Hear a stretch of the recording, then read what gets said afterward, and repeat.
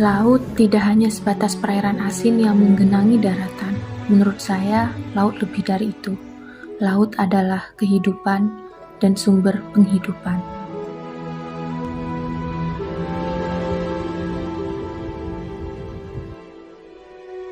(17.499) pulau dengan kekayaan laut yang luar biasa patut menjadikan Indonesia sebagai poros maritim di dunia.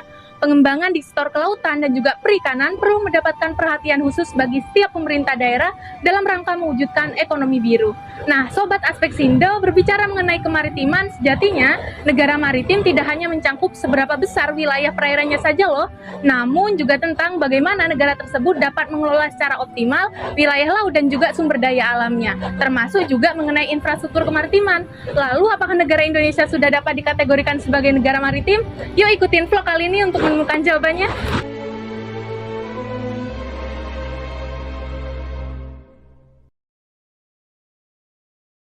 Pergi berlayar ke Pulau Komodo, tidak lupa membeli ubur-ubur. Halo Sobat Aspek Sindo, perkenalkan nama saya Rosalia Fida dari Jawa Timur. Saya berasal dari Lumajang, Jawa Timur dan merupakan mahasiswa Fakultas Hukum Universitas Jember. Vlog kemaritiman kali ini akan dilakukan di Kabupaten Lumajang, Jawa Timur, tepatnya di tepi Pantai Dampar. Let's do it, langsung ikutin keseruannya yuk!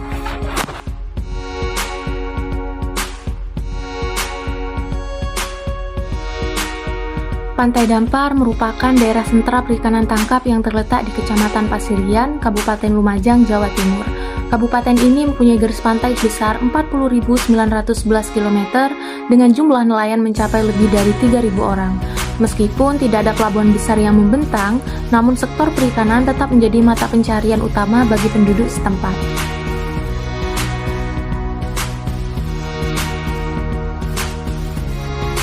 Nah, Sobat Aspek Sindo, kali ini saya sudah berada di tepi Pantai Dampar nih. Kebetulan ada nelayan setempat tuh di sana. Yuk langsung aja kita ngobrol bareng mereka.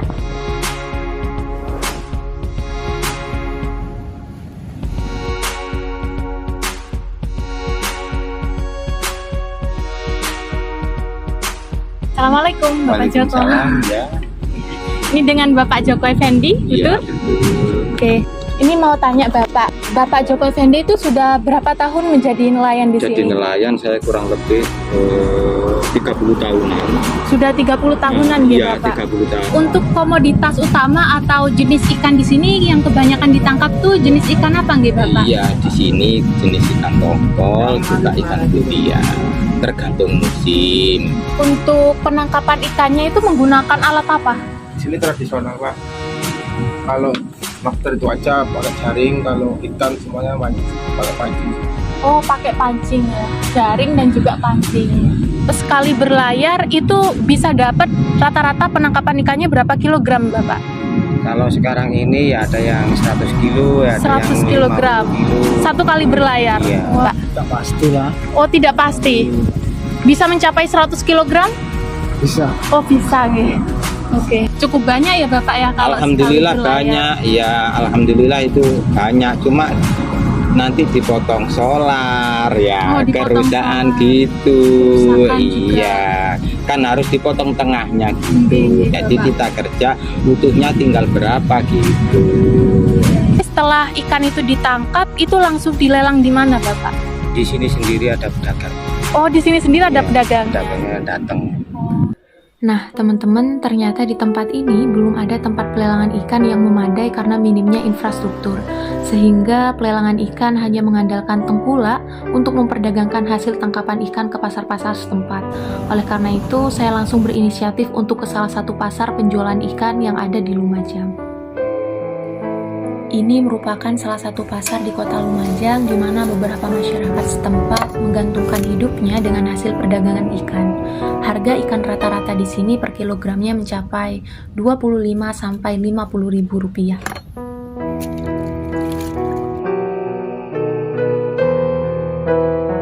Cuma di sini menggantungkan dengan ombak. Jadi kehidupan di sini namanya kalau orang Jawa bilang melek merem. Jadi penghasilan itu tidak Termasuk infrastruktur tempat pelelangan ikan juga belum memadai ya belum Bapak ya? memadai. Mantan Menteri Kelautan dan Perikanan Syarif Cicip Sutarjo pernah mengatakan bahwa Indonesia masih belum bisa dijuluki sebagai negara maritim. Hal ini dikarenakan kontribusi perikanan terhadap ekonomi nasional dan kesejahteraan rakyat masih kecil. Selain itu juga dikarenakan industri maritim dan teknologi perikanannya masih cukup tertinggal. Oleh karena itu, Indonesia lebih tepat dijuluki sebagai archipelago state atau negara kepulauan. Flow kemaritiman dilakukan di tepi pantai Dampar karena pelabuhan-pelabuhan besar yang kita lihat di media ternyata hanya di beberapa wilayah tertentu saja. Artinya masih belum meratanya infrastruktur kemaritiman di setiap wilayah Indonesia. Hal inilah yang menjadi penyebab mengapa sektor kemaritiman terhadap pertumbuhan ekonomi masih tergolong rendah, yaitu hanya sekitar 6,4% dan akan ditargetkan menjadi 12,5% pada tahun 2045 nanti. Ini loh Mbak ya, anak saya yang 2 saja tidak bisa melanjutkan sekolah karena apa? Kendala ekonomi, biaya gitu. Untuk tempat ini harapan ke depannya yang ditujukan kepada pemerintah setempat. Harapan kami ke depannya seyogianya tangan pemerintah harus melihat kondisi di sini, masyarakat kecil termasuk kami di sini kan termasuk masyarakat pinggiran. Nah, kalau ada pemecah ombak sedikitnya masalah ekonomi di dusun ini termasuk nelayan akan terangkat nantinya. Akan terangkat. Namun teman-teman, jika kita peduli terhadap kemaritiman Indonesia, semestinya kita tidak hanya bisa bergantung pada pemerintah setempat saja.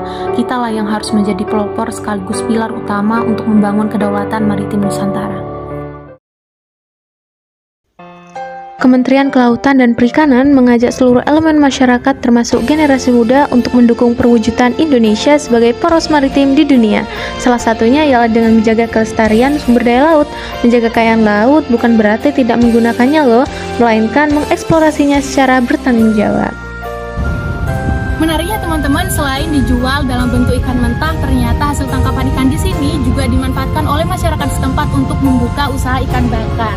Nah, untuk berkontribusi membangun UMKM masyarakat setempat, terutama di daerah pesisir, langsung aja yuk kita coba makanan khas ikan bakar di sini.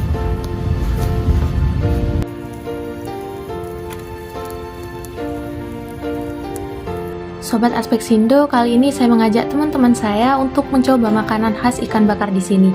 Selamat makan! Potensi dan tantangan global dalam persaingan di era maritim harus segera dihadapi oleh generasi muda dengan beberapa cara.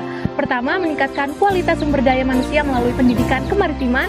Kedua, mengajak dan mengedukasi masyarakat untuk mengkonservasi serta menjaga kebersihan laut. Ketiga, generasi muda Indonesia dapat juga memanfaatkan teknologi informasinya untuk memperkenalkan wisata bahari Indonesia dengan harapan agar potensi wisata dan juga pertumbuhan ekonomi terutama di wilayah pesisir dapat berkembang. Seperti halnya yang dikatakan oleh Bung Karno, beri aku 1000 orang tua niscaya akan kucabut Semeru dari akarnya, namun beri aku 10 pemuda niscaya akan kuguncangkan dunia. Peran pemuda sangatlah penting, kita pemuda, kita maritim.